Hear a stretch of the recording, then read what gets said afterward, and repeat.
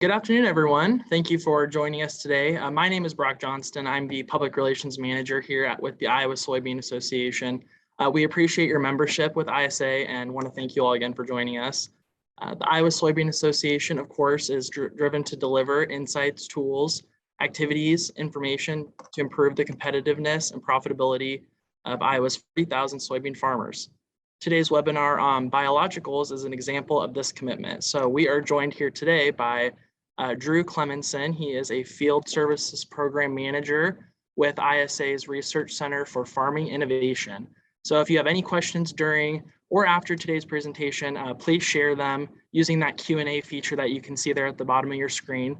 We'll be gathering those throughout the presentation, and we will share them during the Q&A portion to follow. So with that, I'll go ahead and pass it over to Drew to get started with today's webinar.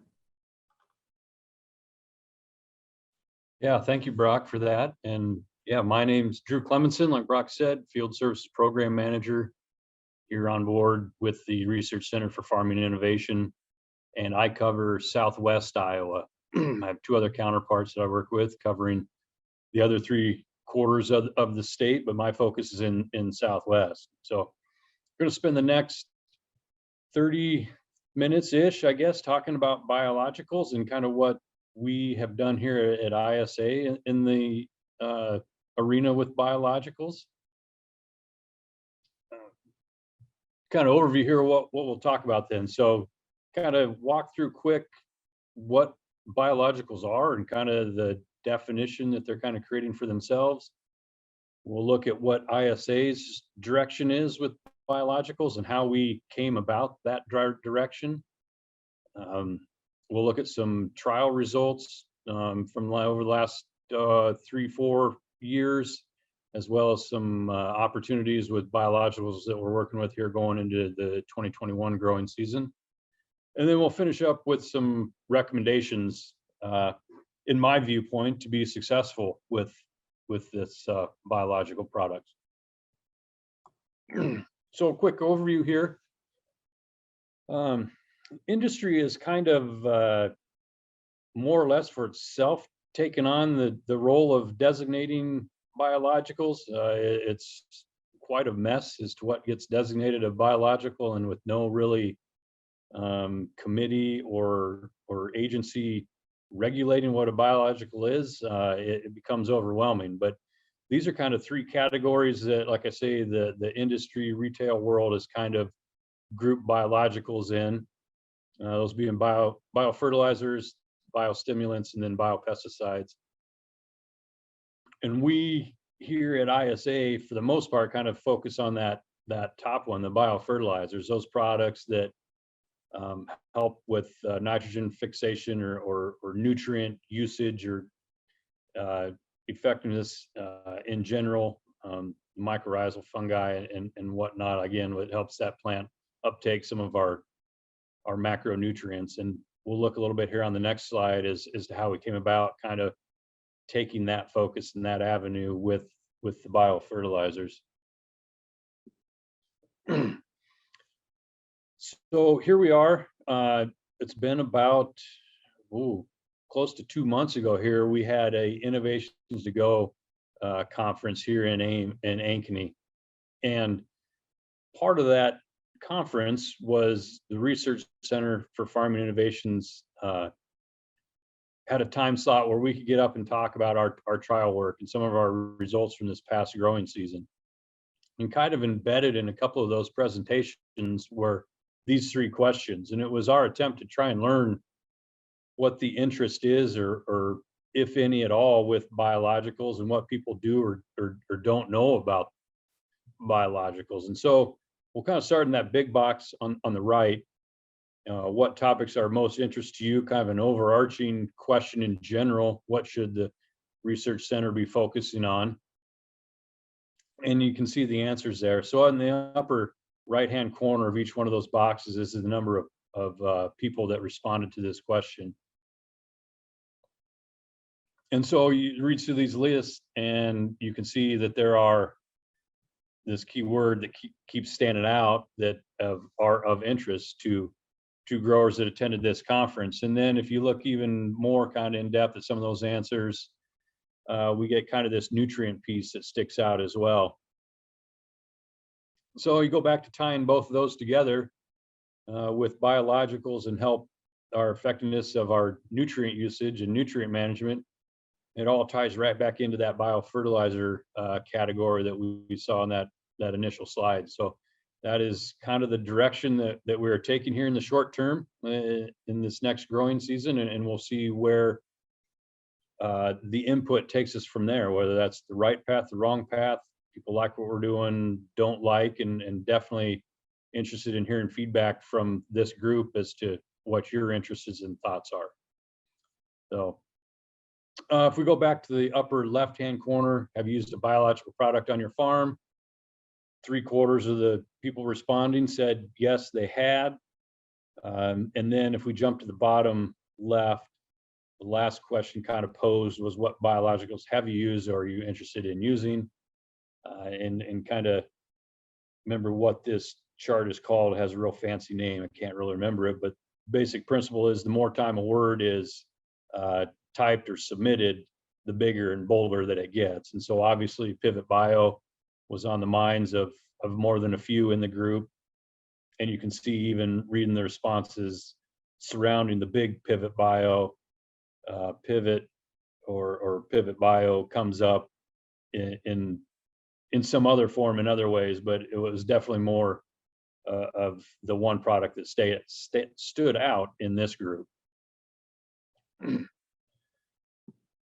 So looking at some of the products that we have tested in the past here at ISA, and again, this is kind of obviously before we had this conference and got that feedback from those 3 questions, but they're kind of in line with what those questions of feedback we were getting. So 6 products here that we've tried in the past. We're gonna talk about 4 of them here today in the interest of time and relevance of the amount of data that we have for each of these products. But as you can see, they all fit in that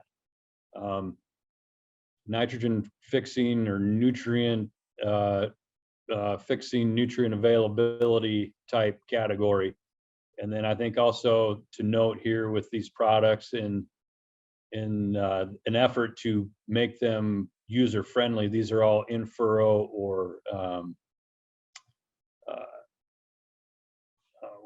foliar applied products that are going over the top, usually in a pass with a tank mix with a chemical pass. So very easy application with all these products.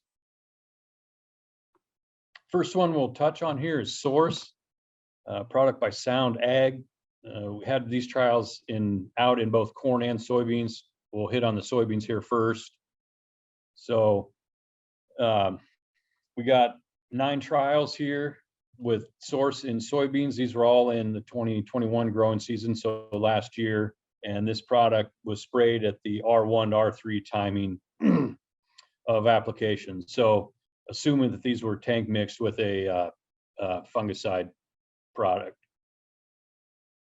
These were no-till and conventional tillage fields.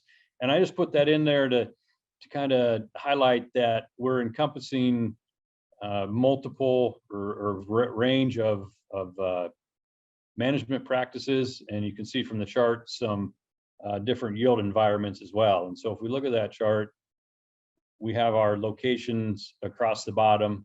There's kind of an internal numbering system that we give to our trials there. And then our yield over there on the left-hand column. And so our source trials are represented by the blue bars, and our untreated checks then by the orange bars. And you can kind of see then, like I indicated, we're in some yield environments where we're down around that 50, 55 bushel range, and we're going clear up into those high yielding environments where we're pushing 85 bushels. So again, multiple management styles, multiple yield environments. And then over here in the last column on the right, we have our average for all of our trials, and it was showing a 1 bushel advantage to using the source. And so didn't really dig into this much more than that. You know, there's nothing really that stood out as exceptional one way or the other. So like I say, didn't dig into what other factors kind of influence these results, but nonetheless, we were at a 1 bushel advantage to the source, and that difference was not statistically different. So that not significantly different will be a trend here as we go through these slides, unfortunately. And there wasn't anything individual trial that showed to be significantly different. And there was, outside of one trial here in this source on soybeans, that did show some difference. It was this trial right here, and it was a 2.7 bushel advantage to using source. So it's just to note one trial here that was significantly different throughout all of our trials here that we're talking about here today. Source in corn, again, 11 trials here, I believe, for source in corn. This was sprayed at the V4 to V6 timing. Again, being tank mixed with that post chemical pass. These were all done last year in 2021 growing season, and again in no-till and conventional tillage fields. And you can see then by our results here from our individual trials that we're hitting on that multiple yield environment, again with anywhere from 160 to upwards of that 240, 250 bushel range. But again, unfortunately, our average across all our trials is a negative 2.2 bushels, and not significantly different. So moving on to Proven In by Pivot Bio. These are 3 trials that we worked with individual growers with who had sourced their product on their own and put these trials out. And so we just kind of helped them compile the data and generate some results. And so I'm not going to 100% say this is Proven In or the new Proven 40. One of those 2 products, I'm going to just leave it at Proven In as now, because I'm not 100% sure, but I'm, per my understanding, they're one and the same type product, and just trying to put that Proven In 40 label on there to indicate that we can start maybe reducing our nitrogen rates using this product. So 3 trials, 2 different planting dates, right there at the end of April, an in-furrow product, so it went in with the seed at planting. These were all corn and soybean rotated fields. And then that last bullet point there, like we kind of talked about here, that the Proven is claiming that you can reduce your nitrogen rates using their products. These 3 trials did not. We held the nitrogen rate consistent between the Pivot Bio strips and the untreated. So the only variable we had in these was the Proven product. So 3 trials, this is what the data showed here. So we have an 11 bushel advantage in one trial, about flat in the second one, and a 6 bushel advantage in the third trial. So that's what those trials told us. Again, nitrogen rates remaining consistent, but still not significantly different between the strips and the trials and the results here.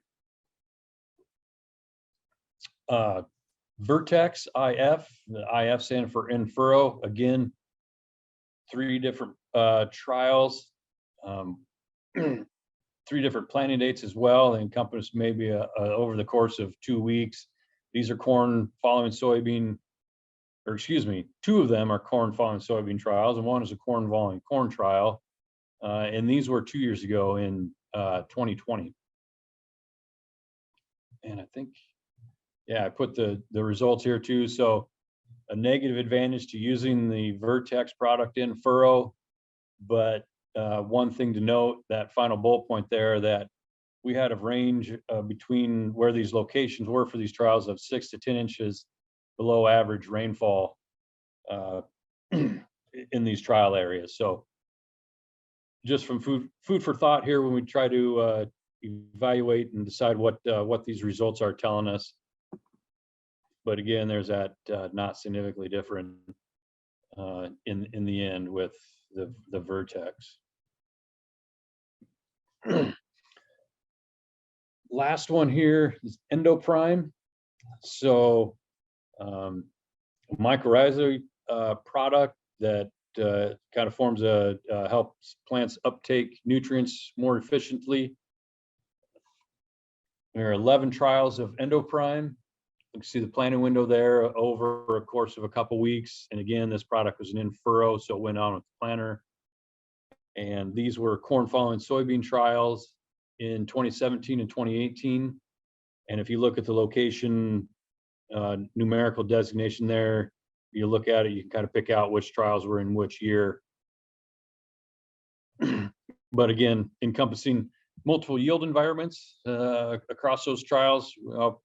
We're down in the 155-ish bushel range with the trial, and we're pushing that 250 plus bushel in some other trials. So this was the biggest loser, I guess you would say, at 3.4 bushels. The biggest winner was 6.2, and all trials averaged at a half a bushel loss to the EndoPrime. So essentially no difference between the treated and untreated check. And obviously then here we are, not significantly different. I think that's all I had for products that we had tested here over the last course of the 2 or 3 years. Again, tried to pick out products that we had multiple data sets for, as well as fit into that biofertilizer category. We worked with other products. Those products that product data is available out on our website, on our research database, and I'll touch on that web address when we get towards the end here, where you can go find all the results for all of our trials, not just these biological products. So that's what we have done. Here is what we're looking at going forward. 2 products that we're going to use here in 2021, or look at, I guess, in 2021 and get some trials out. Again, we've partnered with the Sound Ag Group with their product Source, liquid fertilizer that we're going to get out on soybean and corn acres. The soybean plots that timing will be in that V3 to V4. If you remember me talking about that first slide and our results from last year with Source on soybeans, we're in the reproductive stages in that R1 to R3. There was some data that the Sound Ag folks had that indicated that they were seeing better results at this early vegetative timing in soybeans. So that's where our focus will be in 2021, which says in that V3 to V4.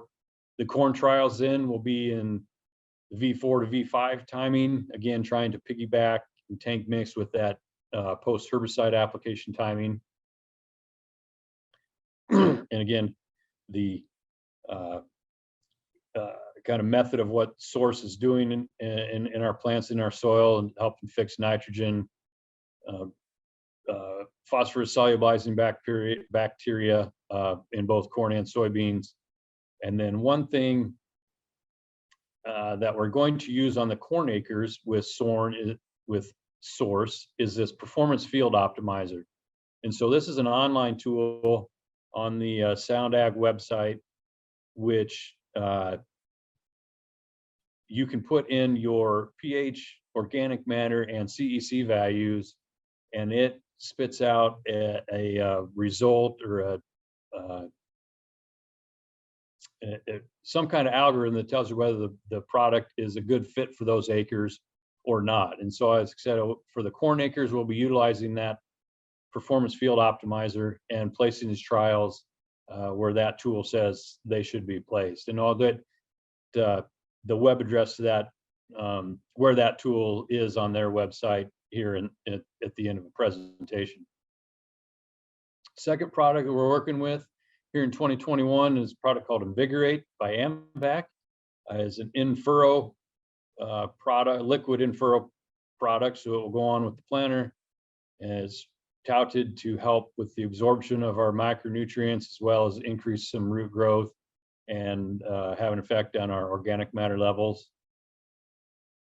And kind of what we're looking at with these trials is to quantify the value of Invigorate and what effects it does have on our commercial nutrients and their availability and rates with those products. So one thing unique about these products, they will all go in corn acres or fields that are going to corn, and there will be placed in fields that don't have a history in 2021 of any biological product use. So trying to get on maybe some of that virgin farms that are going to corn with Invigorate. So 2 products that we are working with, that we know that we're working with here going forward with the Research Center for Farming Innovation. Definitely open to working with you. If you have products that you're trying or wanting help with, laying strips out or understanding what we're using for a layout with our strips, or helping with the data collection or anything like that, yeah, we're more than interested in helping you learn along with us here. So reach out to myself or one of my other counterparts that works in the other quarters of the state. And again, like I say, my contact information, I'll have that here at the end and in one of the last slides. So finally, we'll talk about some recommendations when using biologicals and maybe how to be effective using some biological products. And so kind of 3 bullet points here. Use part of an integrated system. And I kind of got 2 touch points there on well-managed fields. And so keep in mind that these are enhancing type products. They are not key nutrient products that we're using to grow our crops. So if those core nutrients aren't there, don't expect these products to bail you out or show any kind of return. They are, like I say, enhancing, trying to complement our fertilizer programs, maybe start to reduce some rates to increase their effectiveness, but we still need to have that well-managed system in place before we start. And then I put tougher environments on there, and they'll kind of contradict each other, but look for those tougher environments too, where we have our nutrients in place, but yet we struggle with some pH balance or some low CEC fields, something like that, where these products are claiming to help nutrients become more available or help fix some nitrogen out of the air. This is maybe an opportunity or an arena where those products are going to be effective and at least return your investment on these products. So second there, leave check strips or checks in the fields, and an opportunity also to maybe reduce product rates. So nothing's more frustrating to me when I'm visiting with somebody and from my research perspective, and they tell me they think a product has worked because this field did better this year than it did 2 years ago when it was in the same crop, or it did better than the field that was a mile down the road with the same hybrid. So they think that the whatever they did different must have worked because it yielded better. Don't fool yourself. Put some kind of check out there in your field. And what we try to lay out in our program are replicated strips, replicated 4 times, and we kind of have some minimum strip lengths and widths. But just get started on your own with them. Create your own strips, your own blocks somehow. And whether that, if you're planning on doing the whole field, that might mean leaving a strip untreated in a couple different places in the field. If you're skeptical whether a product will work, that might mean leaving a couple, 2 or 3 strips with the product. It's the best way to get an honest evaluation of whether something's working for you. And then adjust nutrient rates and use multiple rates. And so by that, I mean, we take the product from Pivot Bio, that Proven N, and it's claiming that you can reduce your nitrogen rates upwards of 40 pounds. Maybe you're not willing or confident in reducing your nitrogen rate 40 pounds, and they're not asking you to do that across the whole field. But again, create your own test and maybe drop your rate 20 pounds, or maybe you drop it 15 pounds, or maybe you drop it 15 and 30 pounds. Again, get to that multiple rates. It just helps going forward. If you put a product out there in a strip and the only variable you have is that product, it helps you determine at the end, yes, the product worked, the product didn't, but then helps you make decisions beyond that. Okay, why did it work and why didn't it work? And if you have maybe some of those multiple rates out there, you can start maybe picking in a little deeper as to what did and didn't work. And on the flip side of that too, I'm not afraid to go above my normal rate too, just for a check as well. And again, use these at your own comfort level. A strip to you might mean 300 feet. It might mean one pass across the field. It might mean a block that's a quarter of the field. I don't know. But again, be honest with yourself and create these strips or blocks in the field where you're testing the product. I guess I would touch on that too. When we lay our strips out, we look for a minimum of about 700 feet. But obviously, the longer strip you can get, the more accurate and more reliable the data seems to be. So just food for thought on leaving checks and reducing our product rates or increasing our product rates with some of these biologicals. And then third one, then be prepared to try these products over multiple years. And so again, when we get to an enhancing type product that these are doing, or complementary type products, especially where they're claiming to help fix nitrogen or help products become more available. If we have historically been building our soil profile up in excess of what the crop's been removing, there's probably not an opportunity for these products to shine. We're in surplus of the nutrient that are available in the soil that these plants can take up. And so whether that product is making them become more available or not kind of becomes irrelevant. So maybe give yourself 2, 3 plus years with these products and adjust your nutrient rates going forward. So I don't want to use the term mine your soils of fertilizers to make these products work, but maybe you can start cutting back on some of your macro inputs and combine it with some of these biological products to see if they can start complementing each other on that front. And then also an opportunity for microorganisms to start building in the soil. And so I think of rhizobia inoculants in soybeans. And so those that are in a corn soybean rotation history have probably never used a soybean inoculant because there's the understanding or the data there to support that those microorganisms are still in the soil from 2 years prior when that field was soybeans, and they're going to come back to life and help that the current soybean crop grow. Those of us that are coming out of a corn on corn situation for multiple years are bringing virgin grass into a soybean field inoculants. And why? Because we're assuming those microorganisms are not in the soil to help support that soybean crop. And it kind of goes along those same lines.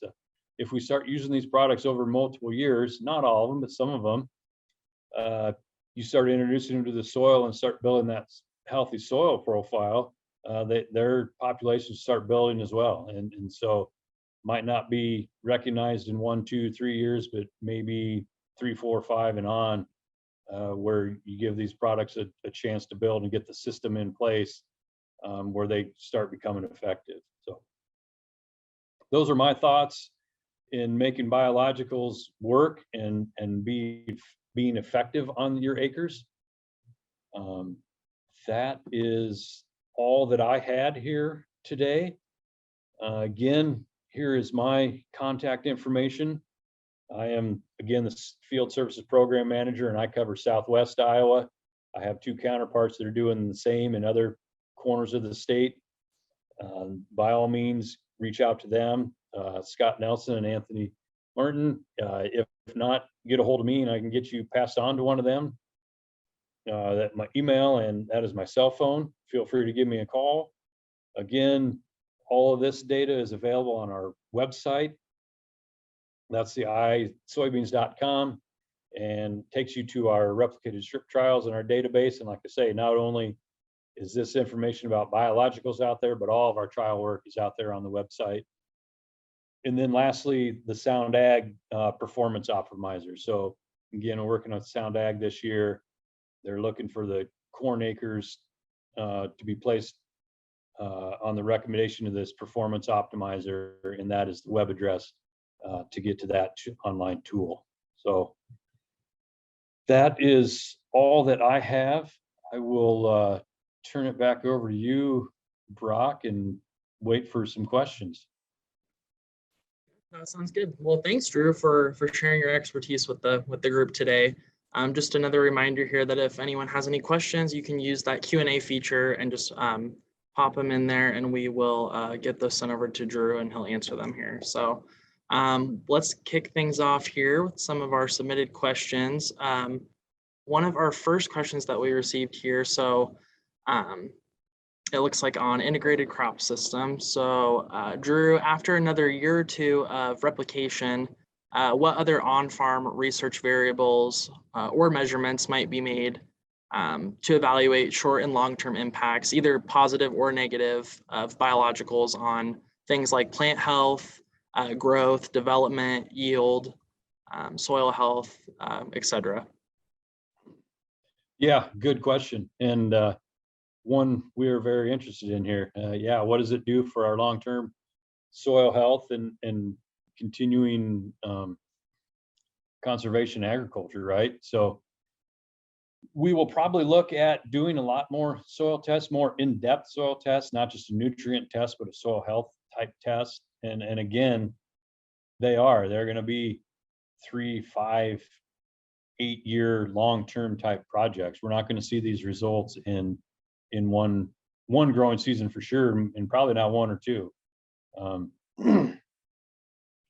With that, yeah, we also like to start to understand what a systems approach is, and what does that mean, and what products can complement each other, and which ones should we be using and shouldn't we be using. So it's a conversation we have here quite a bit at the Research Center for Farming Innovation, is what we do some one-off trials and we get some data back, but how do we start incorporating that into systems and overlapping some of these products and practices and making them fit as a whole.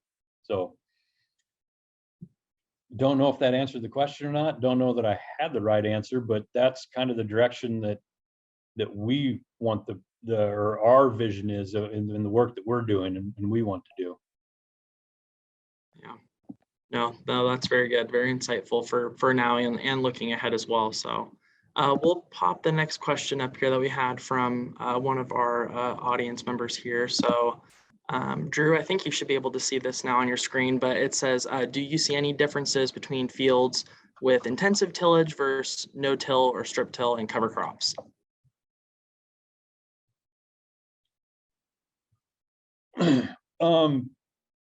Have not seen any differences yet, and I honestly didn't dive too deep into any of the slides that I presented here, because there really wasn't anything defined that said I should go back and look at this because something's definitively happening here. Like I say, all these trials were not significantly different. Too many variables in the field to even call them significant. So didn't honestly warrant me going back and trying to say, was this a no-till field versus a conventional tillage field, or did this have a cover crop, or how long had this been a no-till, or how long had this been in cover crop? It just didn't warrant any of that because the data wasn't there to support something being better over something over the other. And again, maybe as we get into some of these things long-term, into that 3, 5+ years, some of that will start to show its head. I don't know. Okay, I'll move on to the next one here. So another audience member wants to know, were there starters or other nutrients added to the in-furrow strips? So yeah, good question.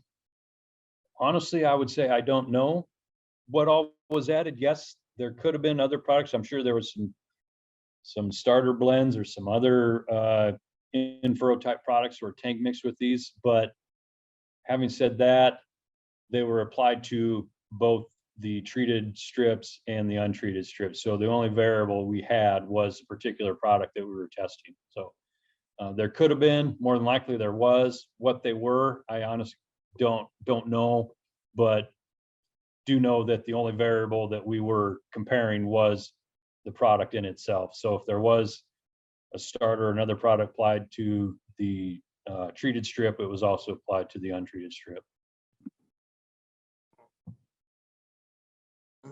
Keep working our way down our list here of audience questions. Just a reminder that if anyone listening today has a question, you can just feel free to put that in the Q&A feature and we will get it answered here today on the webinar. So our next question is, are the products that you showed in today's presentation the only products that RCFI has tested recently, or maybe you can dive into some of those past ones that didn't get included?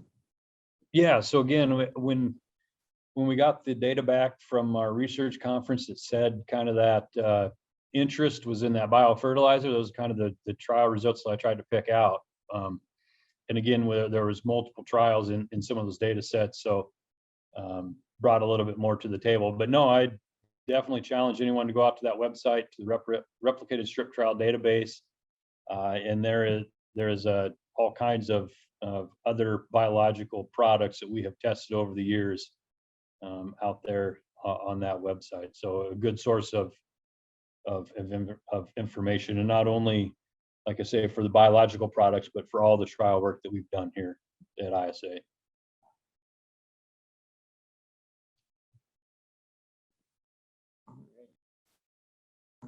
And we'll move on here to our next question.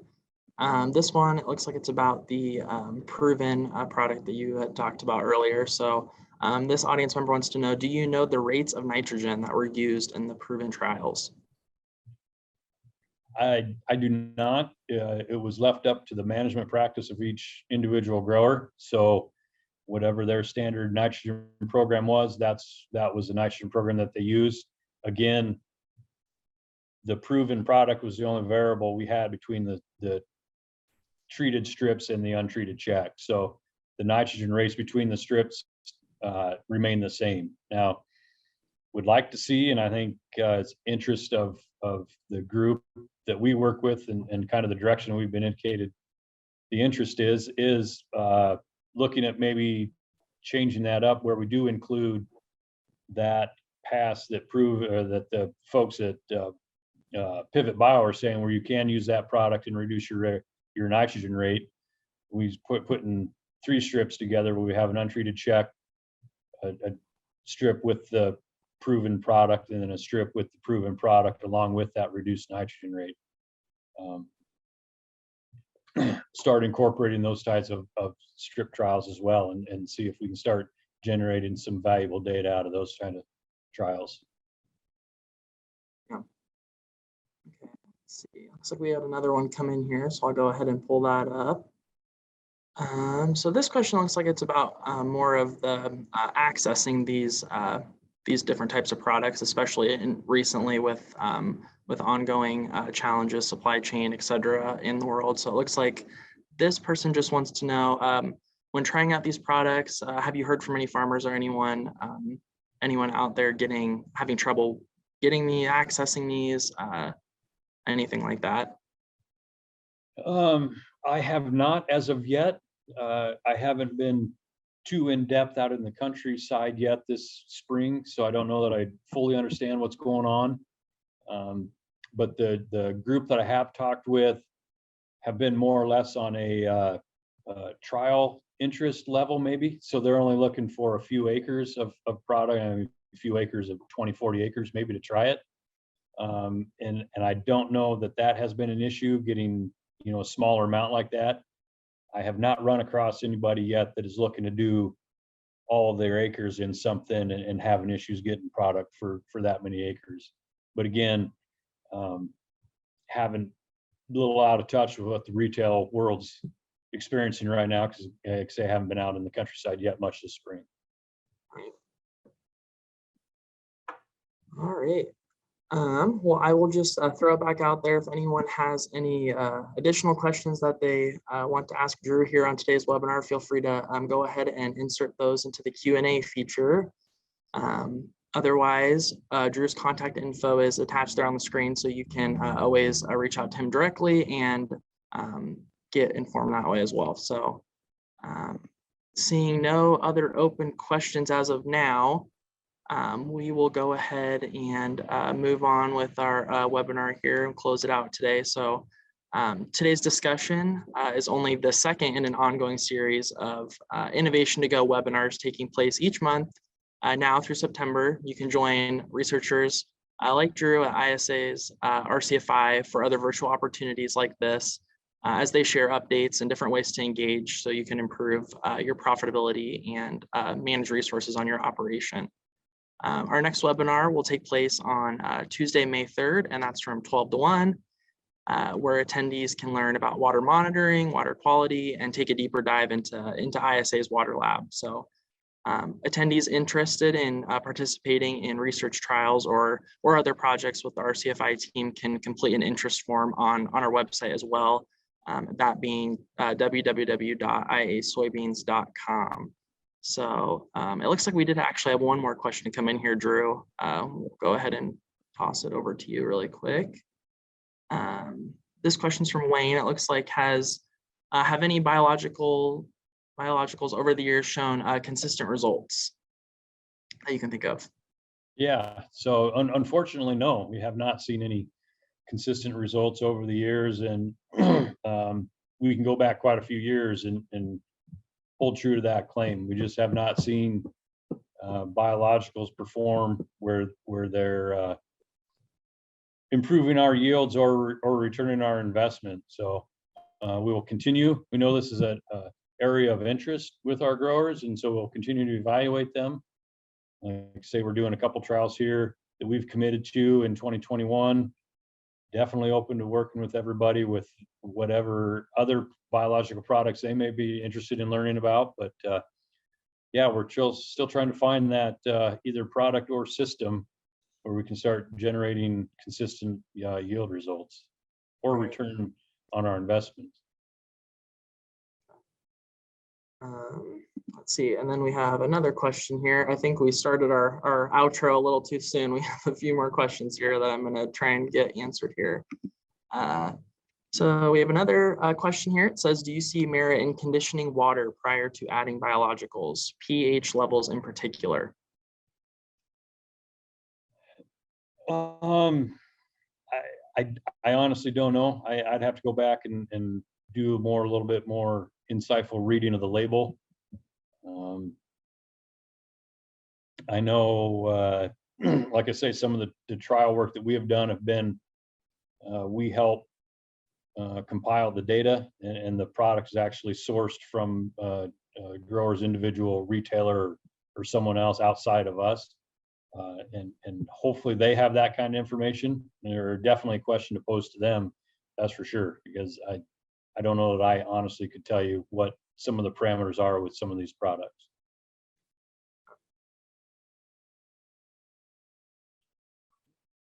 That was the last of our questions that we had submitted. But like I mentioned, if you have any other additional questions or anything, we can get you in touch with Drew. I know his contact info is available for anyone that's interested in reaching out to him. So we've had a great discussion today, and trust that you found this opportunity beneficial as you continue to make those decisions for your operation this year. So a special thanks again to our guest presenter, Drew Clemenson, for sharing his expertise. So on behalf of the Iowa Soybean Association, thank you for your participation in today's webinar. We'll see you next time.